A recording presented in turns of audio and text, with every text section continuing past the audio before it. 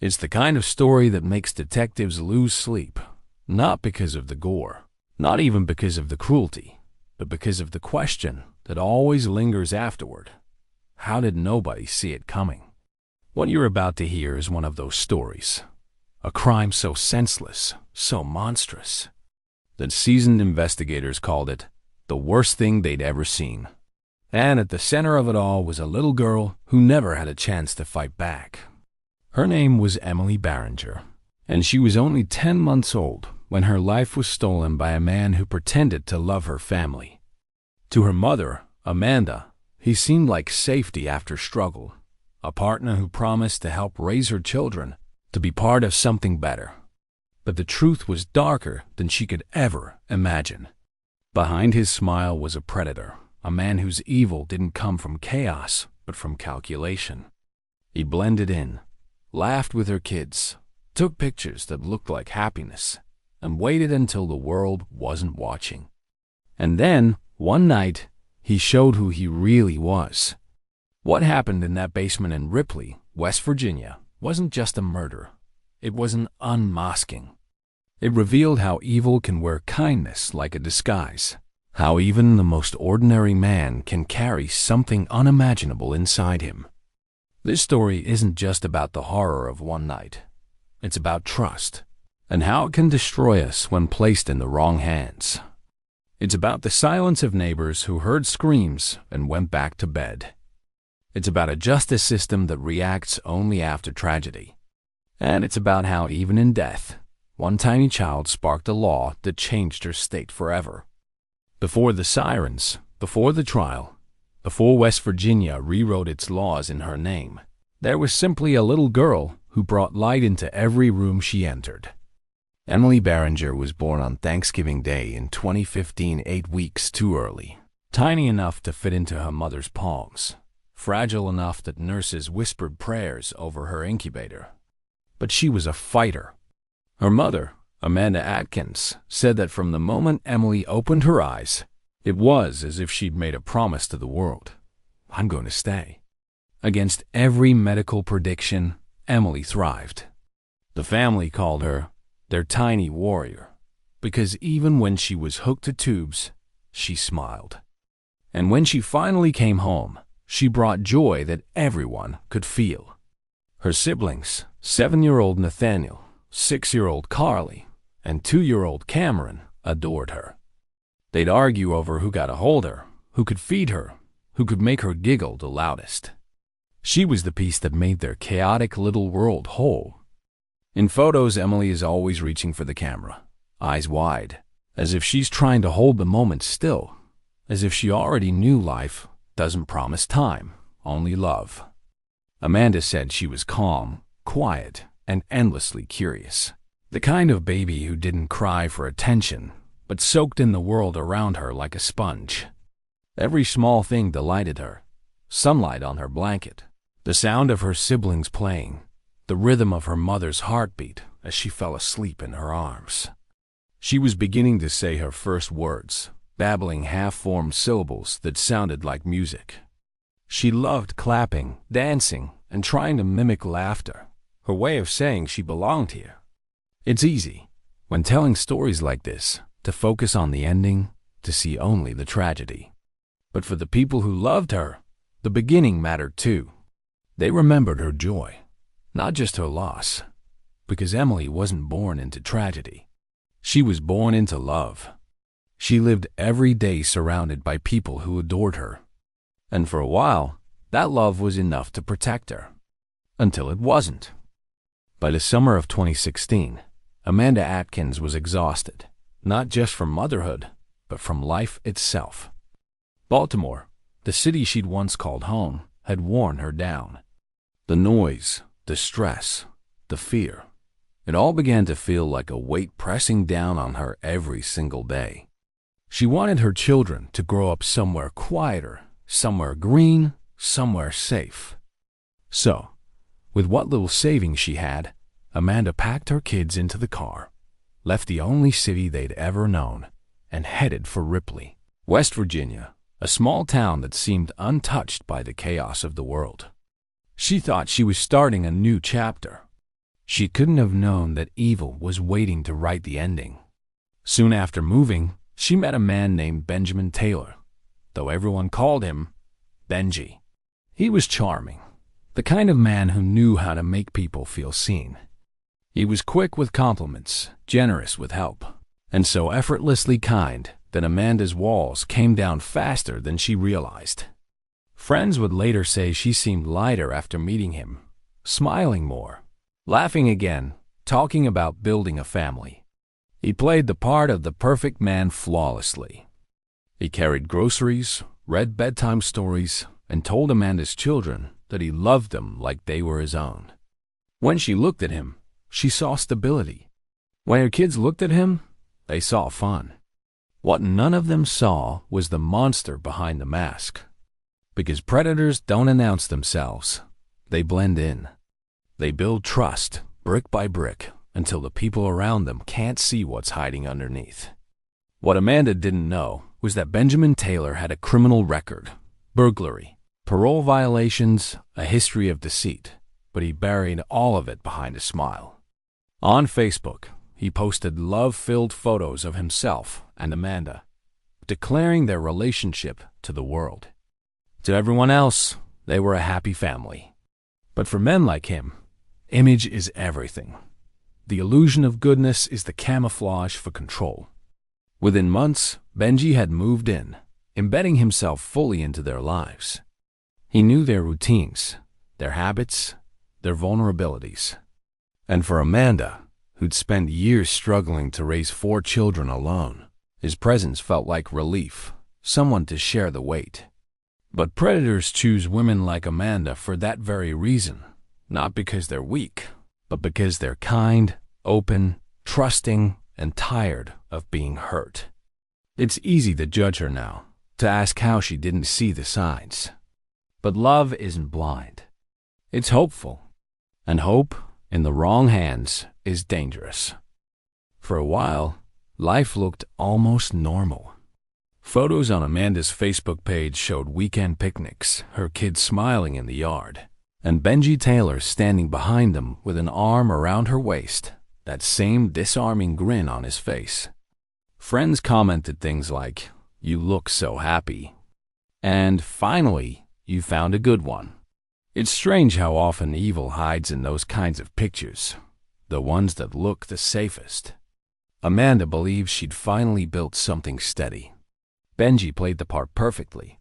The doting boyfriend, the helpful father figure, the man who made her believe she could stop worrying for once.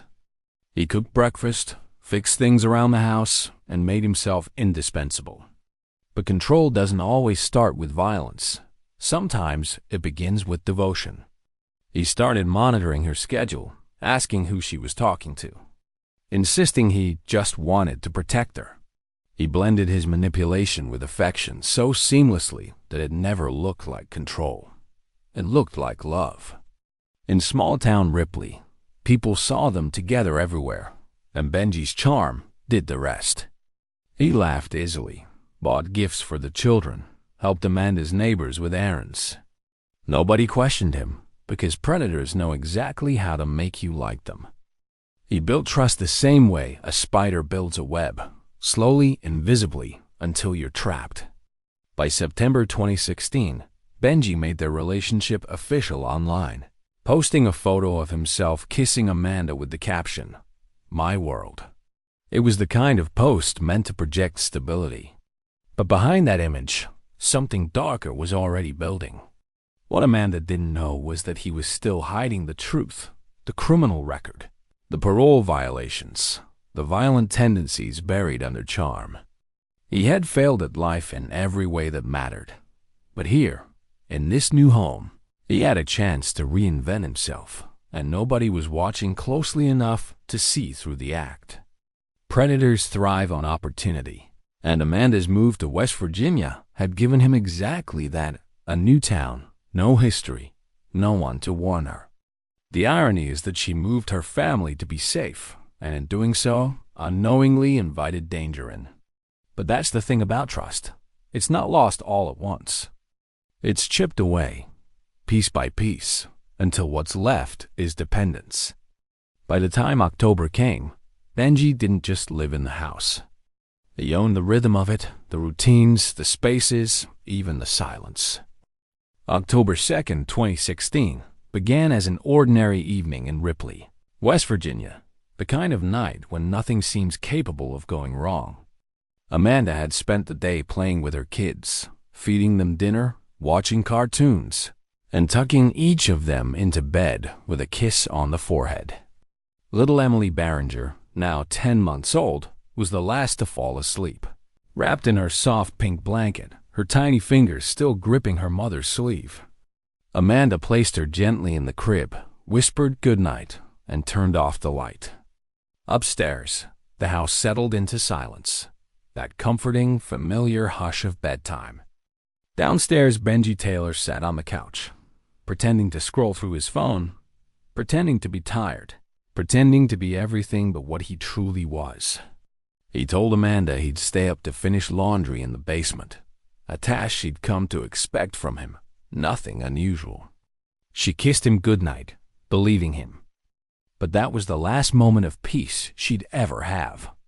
Around midnight, while Amanda and the other children slept, Benji carried baby Emily from her crib, whispering softly so she wouldn't wake.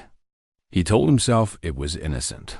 That's how predators always start, convincing themselves they still have control.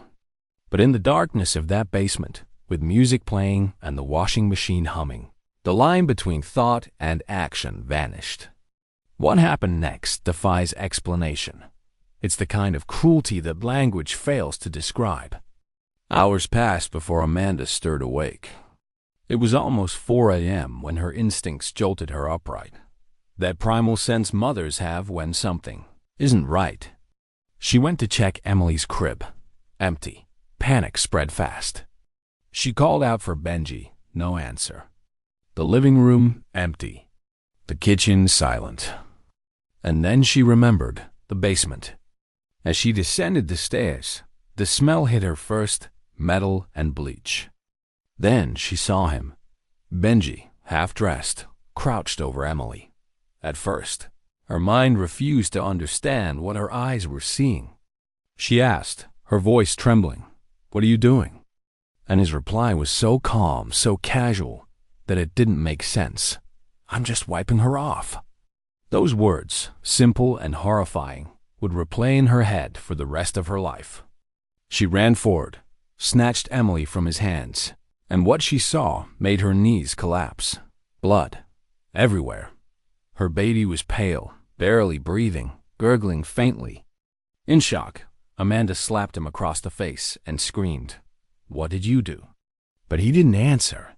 He just stood there, frozen, expressionless, like a man who'd already left his body behind. Amanda called 911 with shaking hands, her voice breaking as she screamed, "My daughter is bleeding from down there." And while she begged for help, Benji just stared. The officers would later say his calmness was unnatural, that he moved through the chaos like a man watching someone else's nightmare. But it was his. When the paramedics arrived, they didn't walk, they ran. The call had come in as a baby bleeding, not breathing. Those are the words that make even seasoned first responders freeze for a split second. Amanda Atkins stood on the front porch, her arms wrapped around her daughter's lifeless body, her shirt soaked in blood, screaming, "Please save her. Please save her." The medics took one look and knew this wasn't an accident. The child's tiny frame was bruised, her head swollen, her breathing shallow and uneven. They rushed her inside, but every movement felt futile. The only sound in that house was Amanda's sobbing and the mechanical rhythm of chest compressions against the smallest chest imaginable. Outside, Benjamin Taylor sat in silence. His hands, shirt, even the waistband of his jeans were stained with blood. When officers approached him, he barely flinched. They asked him to lift his shirt. There was a large smear of blood underneath. When they asked where it came from, he muttered, "Must have been when I picked her up." But the investigators weren't fooled. They noticed more blood on his thighs, on his wrists, even beneath his fingernails. He was calm, detached, almost bored. That calmness would later haunt everyone who saw it. At Charleston Hospital, doctors tried everything. Tubes, IVs, adrenaline. But the scans told the story. Severe head trauma, internal bleeding, and catastrophic swelling in the brain. The medical team didn't need to discuss it. They'd seen this pattern before, and it always ended the same. They declared her brain dead. Amanda begged them to keep trying. She refused to leave her baby's side. Nurses said she whispered lullabies to her daughter for hours, as if love alone could bring her back. 2 days later, on October 5, 2016, she made the impossible decision to turn off the machines. The sound of that ventilator shutting down was the sound of the world breaking. But while Amanda held her daughter's hand and said goodbye, detectives were piecing together the nightmare that had led here. The blood on Benji's clothes wasn't random. It matched splatters found on the basement wall and floor. The forensics team recovered Emily's diaper, torn, containing traces of male DNA. The autopsy confirmed what no one wanted to believe. This baby had been sexually assaulted and violently beaten. Her skull fracture wasn't from a fall. It was from impact, deliberate and brutal. Benji's story about being drunk collapsed instantly. He told police he drank 8 beers and smoked marijuana, that he blacked out, that he didn't remember. But when deputies first arrived, he showed no signs of intoxication, no slurred speech, no staggering, nothing. What they found instead was far worse. Deliberate staging, blood clean from the sink, and internet searches on his phone between 2 o'clock and 3 a.m. pornography. Explicit content as his victim lay dying only feet away. This wasn't a blackout. This was control. This was someone who knew exactly what he was doing. When investigators finally sat across from Benjamin Taylor, they were prepared for tears, for anger, for denial, anything human. But what they got instead was something colder. He slouched in his chair, answering questions like a man talking about a stranger's life. "I don't remember," he repeated over and over, eyes unfocused. He claimed he'd been drinking, that he'd smoked weed, that he'd blacked out. But when detectives pressed, the cracks in his story widened fast. He said he'd carried Emily to the basement to do laundry. He said he might have passed out a dozen times for hours each, that when he woke up, he didn't know what had happened.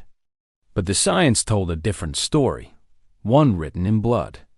His fingerprints were on the washing machine lid, where he tried to scrub away stains. Blood was found not only on the floor and his jeans, but on his thighs, consistent with assault. The autopsy confirmed what the investigators already knew. Emily had been alive during the attack, suffering severe blunt force trauma to the head, internal bleeding, and genital injuries so violent that even veteran pathologists broke down. This wasn't a drunken accident, it was cruelty. And cruelty requires clarity. When detectives presented the physical evidence, the DNA, the blood spatter, the timestamps from his phone showing pornography searches during the exact window of the crime, Benji didn't argue. He didn't ask for a lawyer. He didn't ask about the baby. He just said quietly, "I'm in deep shit." Then, as if remembering his audience, he added, "But I'm gonna croak soon anyway." That wasn't guilt. It was indifference. For him, the tragedy wasn't that Emily had died. It was that he'd been caught. Investigators later recovered a phone call he made from jail to his family. In the recording, his voice was flat, almost annoyed, as he said, "I didn't realize she was bleeding until someone told me." The disconnect was chilling. He wasn't talking about a stranger. He was talking about a 10-month-old child he'd brutalized beyond recognition. His family, shockingly, defended him. His mother insisted he was misunderstood, that he was not that kind of person.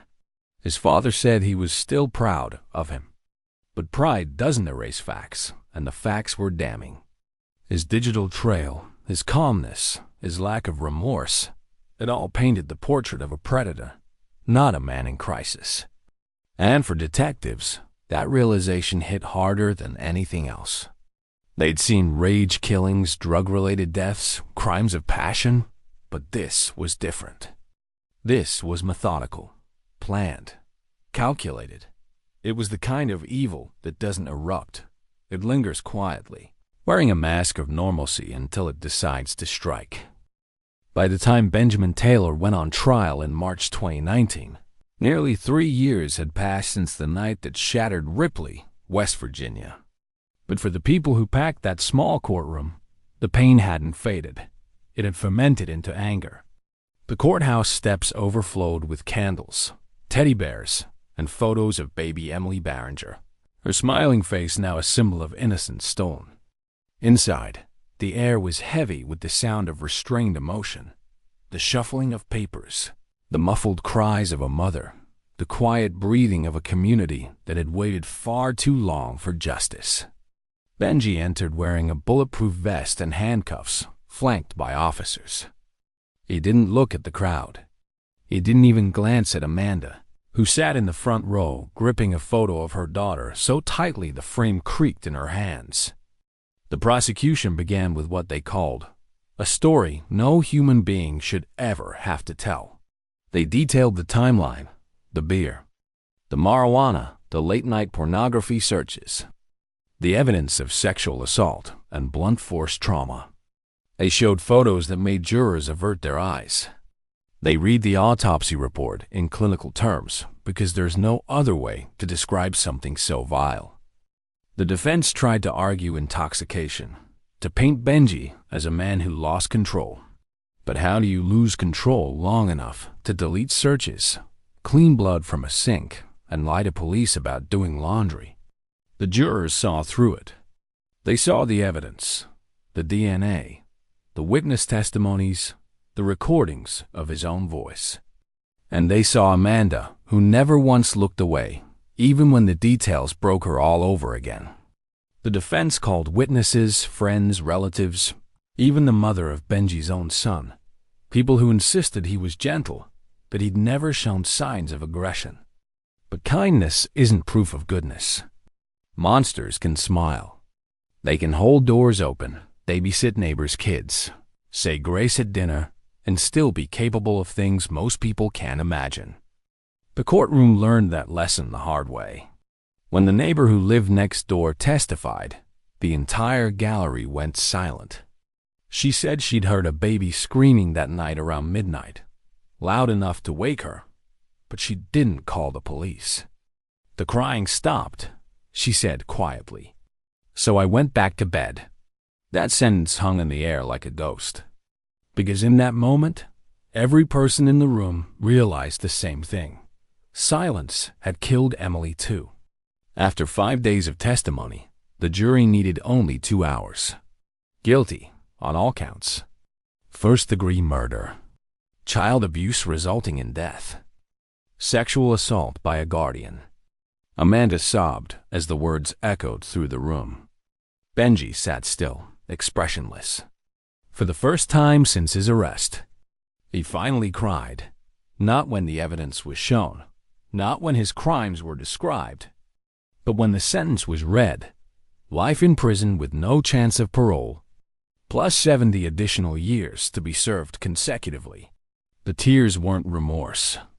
They were self-pity, the realization that he'd never again control anyone, never again hide behind his mask. For the first time, he was powerless. When the trial ended, there was no sense of victory, just quiet. Justice, when it comes too late, never feels like closure. It feels like a tombstone with paperwork attached. But for Amanda Atkins, her daughter's story couldn't end inside a courtroom. It had to mean something more. In the weeks following Benjamin Taylor's conviction, Ripley and nearby towns filled with vigils, hundreds of people, holding candles under the same night sky that once covered the house where everything went wrong. Photos of Emily Barringer glowed in the light of smartphones and candles alike, her face smiling on posters that read, "Never again." For once, people didn't look away. Reporters stood shoulder to shoulder with mothers, firefighters, teachers, strangers, all saying the same thing. This can't keep happening. Within months, a group of state lawmakers drafted what would become Emily's Law, a new set of child protection statutes that increase penalties for crimes of abuse and neglect resulting in death. It wasn't enough to erase the horror, but it was something a line drawn in the sand between tragedy and change. Under the new law, offenders like Benji wouldn't just face life sentences. They'd face automatic enhancements and removal of parole, eligibility for crimes against children under 12. It was a message, carved in law, that West Virginia would no longer tolerate the pretense of mercy for the merciless. When the bill passed in April 2017, Amanda sat in the front row of the State House, clutching a small stuffed elephant Emily used to sleep with. Her hands shook as lawmakers stood to vote. And when the final count was announced, she whispered to her mother, "She didn't die for nothing." That sentence became the heartbeat of a movement. Across the state, schools and hospitals began hosting awareness drives, emergency training sessions, and public talks about recognizing early signs of abuse. Emily's Law wasn't just legislation, it was a reckoning. The case had peeled back the layers of silence that had suffocated small-town justice for years. Because this time, the community didn't retreat into fear. It stood up and demanded accountability. But for Amanda, healing was not the same as moving on. In interviews, she said she still woke up sometimes at 4 a.m., the same hour she'd found her daughter, heart pounding, mind replaying the moment on loop. "Some nights," she said, "I still check the crib, even though it's empty." Yet even in grief, she refused to let Emily's story fade. She began volunteering with child advocacy programs, speaking to mothers at shelters, reminding them that monsters don't always look like strangers. They can look like helpers. They can sound like hope. They can smile. And it was that message, that uncomfortable, necessary truth, that gave Emily's short life a second purpose. Years later, when people in West Virginia speak of Emily Barringer, they don't begin with how she died. They begin with how she changed everything. They talk about the law that bears her name, about the vigils that spread across the state, about the conversations her tragedy forced people to have around dinner tables and classrooms and courtrooms. But her mother, Amanda Atkins, remembers something simpler. She remembers the tiny sound of her daughter's laugh, soft, breathy, infectious. She remembers the way Emily clapped her hands every time she heard music, as if her little body couldn't hold all that joy. She was loved before she was a lesson, Amanda once said. That single sentence holds the weight of every story like this one. Because behind every law, every headline, every courtroom verdict, there's always a child who deserved a longer story. It's easy to turn away from that truth, to call these cases monsters and tell ourselves they're rare. But evil doesn't live in distant shadows. It lives in ordinary faces, in unchecked trust, in neighbors who assume someone else will call for help. The world didn't fail Emily because of one man's violence. It failed her because of collective silence. Every person who ignored the screams, every agency that lost paperwork, every moment of hesitation was a thread in the net that trapped her. And yet, from that silence came a new sound. The sound of voices rising, of people saying never again and meaning it. If there's one thing Emily's story should teach us, it's that protection is not a system. It's a choice. It's the teacher who reports a bruise, the neighbor who checks on a cry, the friend who believes a mother's fear even when it sounds unbelievable. Evil doesn't thrive because it's strong.